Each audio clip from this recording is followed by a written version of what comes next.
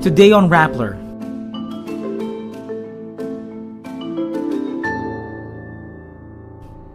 The Supreme Court denies the request for a temporary restraining order on the arrest of Rodrigo Duterte.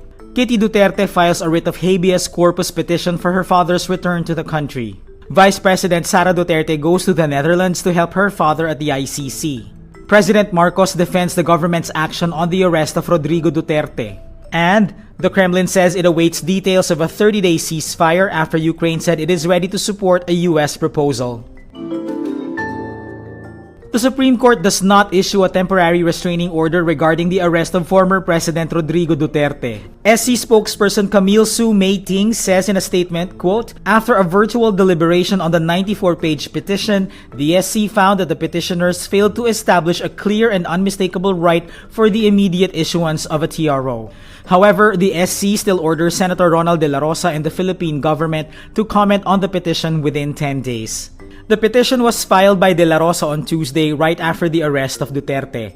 De La Rosa filed the petition for certiorari and prohibition to question Duterte's arrest under an ICC warrant. His camp also asked for the TRO, or a writ of preliminary, prohibitory, and mandatory injunction that could have blocked the arrest. Meantime, the Commission on Elections says Duterte is still part of the Davao City mayoral race, even though he was flown to the ICC in the Netherlands on Tuesday, March 11. COMELEC Chairman George Garcia clarifies there must be a final judgment of conviction for Duterte to be removed from the race. Kitty Duterte, daughter of former President Rodrigo Duterte, files a writ of habeas corpus petition with the Supreme Court seeking the return of her father, who was arrested and sent to the International Criminal Court in the Netherlands for crimes against humanity. She is represented by Duterte's former Chief Presidential Legal Counsel Salvador Panelo, along with Panelo's son, Salvador Paulo Jr. In the petition, Kitty asked the High Court to pressure the government to return the former president to the country. Asa kami na dahil yung eroplano ay nasa kustodiya pa ng Pilipinas, maasa kami na pag-iusan ng Supreme Court na ibalik si Pangulong Duterte dito at i-presenta sa Supreme Court, kaya pa rin nilang gawin. Duterte was flown to The Hague just after 11 p.m. on Tuesday, March 11, after waiting at Villamor Air Base for over 10 hours for his flight. Vice President Sara Duterte on Wednesday, March 12, leaves Manila for the Netherlands to help arrange the legal team for her father, former President Rodrigo Duterte, who was arrested by the International Criminal Court over his deadly drug war. The office of the Vice President says she departed at around 7:40 a.m. on Emirates flight EK337 to Amsterdam. Rodrigo Duterte had arrived at 9:20 a.m. from Hong Kong on Tuesday, March 11 at the Ninoy Aquino International Airport. He was read his Miranda rights in the tube and brought to Villamor Air Base in a vehicle. From Villamor, Duterte boarded a chartered plane to The Hague. In an earlier statement, the Vice President called her father's arrest, quote, "oppression and persecution," saying he was denied his fundamental rights.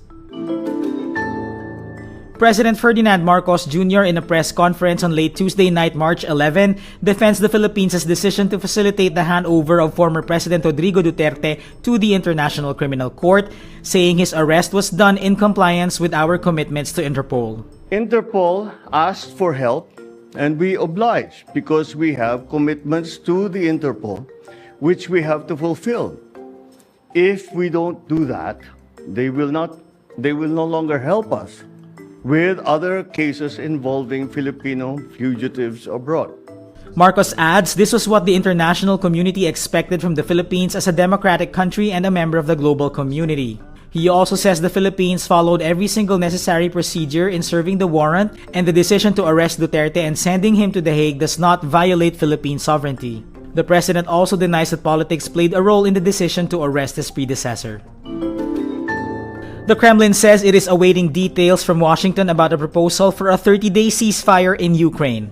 The United States agreed on Tuesday to resume weapons supplies and intelligence sharing after Kyiv said at talks in Saudi Arabia that it was ready to support a ceasefire proposal. The Kremlin says it is carefully studying the results of the meeting. Reuters reported in November that Russian President Vladimir Putin was ready to negotiate a deal with US President Donald Trump but would refuse to make major territorial concessions and would insist Kyiv abandon ambitions to join NATO. US Secretary of State Marco Rubio says the United States was hoping for a positive response and that if the answer was no, then it would tell Washington a lot about the Kremlin's true intentions.